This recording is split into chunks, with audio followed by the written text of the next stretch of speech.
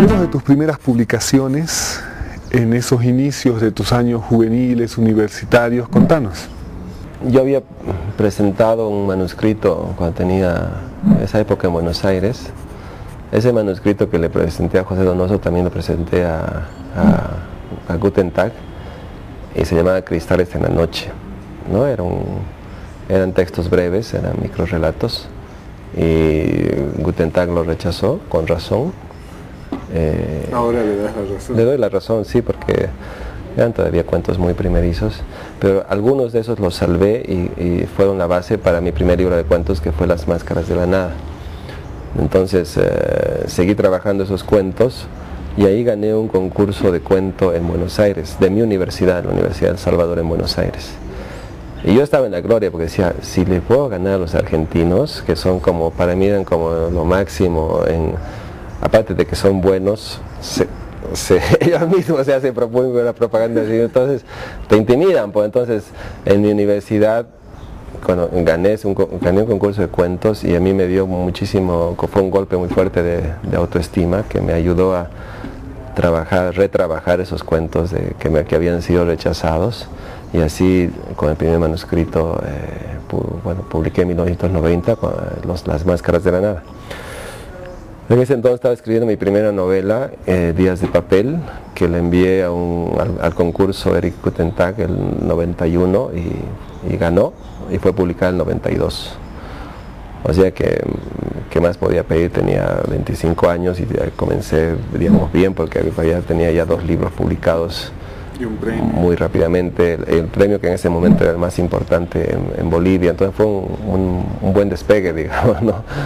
Así que después ya fue simplemente seguir ese camino, ¿no? O sea, supongo que ya con eso, ya lo siguiente se me facilitó. Justo el Centro Patiño estaba iniciando una colección de literatura boliviana, había publicado un libro de obras inéditas de Jaime Sáenz, publicaron a Gonzalo Lema y querían hacer cosas más contemporáneas.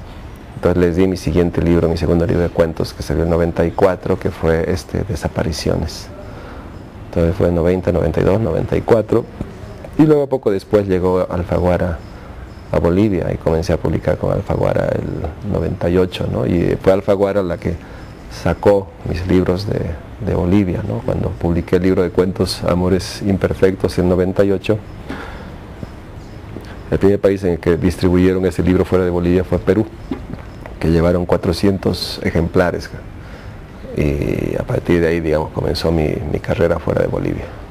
No me manejo con fechas, no tomo apuntes, no tomo una sola nota.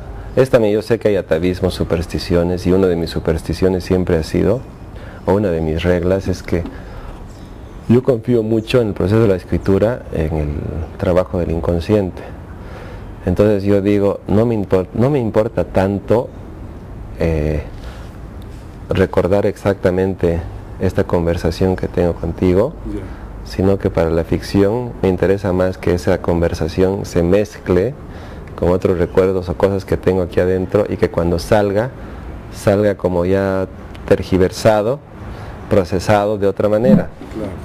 Entonces muchas veces me pasa que digo, ay, ¿por qué no he anotado eso? Porque de pronto me quiero acordar de un dato o algo y no lo tengo anotado.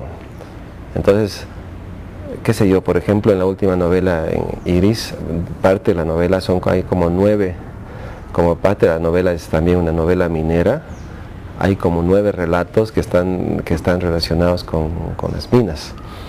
Y uno de los relatos es básicamente una reescritura de una crónica de Bartolomé Arzáiz y Vela. Entonces, ¿cómo es lo que el tipo de cosas que yo leo esa crónica hace 3 años, ¿no? Me encanta. Entonces, cuando estaba escribiendo la novela quería reescribirla, pero lo que hice fue no volver a leerla, la crónica. Entonces, de modo que comencé a reescribir esa crónica, pero ya después como cuando cuentas un chisme que te ha llegado al estilo cochabambino y ya lo cuentas exagerado, tergiversado y todo eso. Todo un poco así. Yo confío mucho en que algo del inconsciente va a hacer que esa crónica, que quede lo esencial, y que de Bartolomé Arzáiz y Vela, mezclado con lo que tengo ahí adentro que de mucho tiempo, digamos, que se junte algo y salga una cosa un poco rara. Ese es como un poco mi método de trabajo. Entonces, ahora, por ejemplo, sí necesito una cosa panorámica, lo que quizás, no sé si decides o mapa o brújula. A partir de ahí, o sea, necesito tener un norte, literalmente tener un norte, y una vez que tengo ese norte, ya lo otro, el camino ese es un poco más así como al tanteo. Entonces, por ejemplo, la novela que estoy escribiendo ahora es una historia de dos hermanos.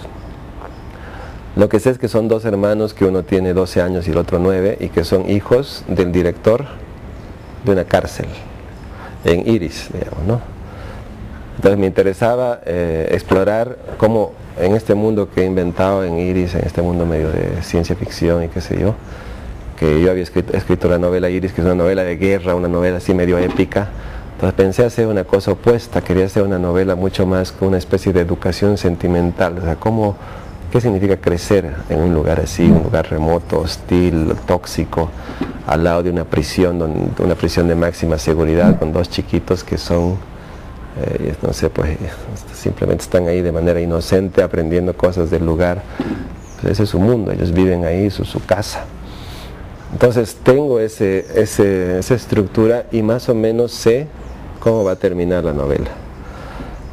Pero lo otro es que estoy como, no sé muy bien exactamente cómo voy a llegar ahí. Y esa es la parte que...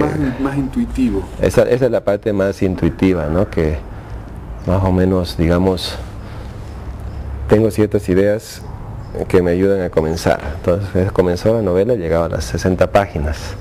Y me he detenido porque las ideas iniciales me daban para eso. Entonces la idea es que ahora esas 60 páginas me den ideas para escribir otras 50. Pero estoy en ese momento en que he preferido detenerme para hacer un alto en el camino, contemplar de nuevo panorámicamente y ver, porque sí, en eso sí necesito tener una estructura. Entonces digo, esta novela va a tener 4 partes y cada parte más o menos va a tener la misma extensión, que son unas 60 páginas. Entonces la siguiente voy a escribir otro bloque de 60 páginas, así para mantener como una especie de coherencia interna o una estructura interna. Entonces es como a medio camino entre el mapa y la brújula.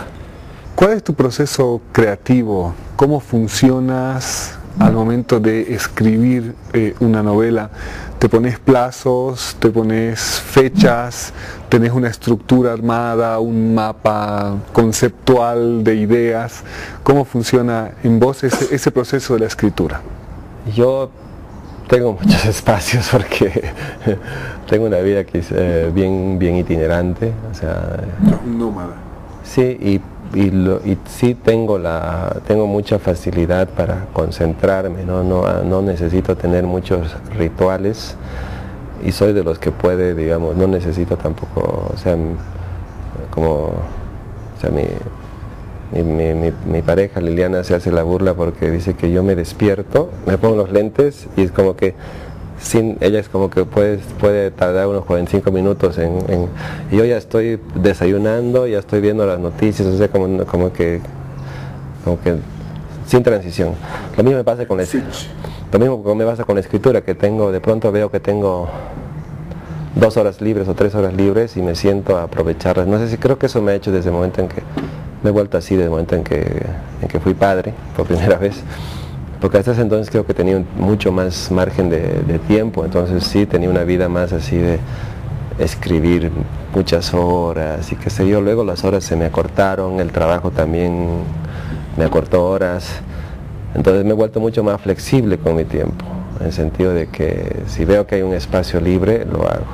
Ahora, no tengo tanto, antes tenía miedo a esa época de no estar escribiendo, ahora ya no tanto, ¿no? Pues hace un mes que estoy con el mundial y no he escrito nada, así que, pero sé que cuando me meto a un proyecto, sé que encuentro continuidad y sé que, o sea, puedo ser muy riguroso y muy disciplinado, ¿no? Más que tener rituales, lo que necesito es tener 2 o 3 horas libres al día.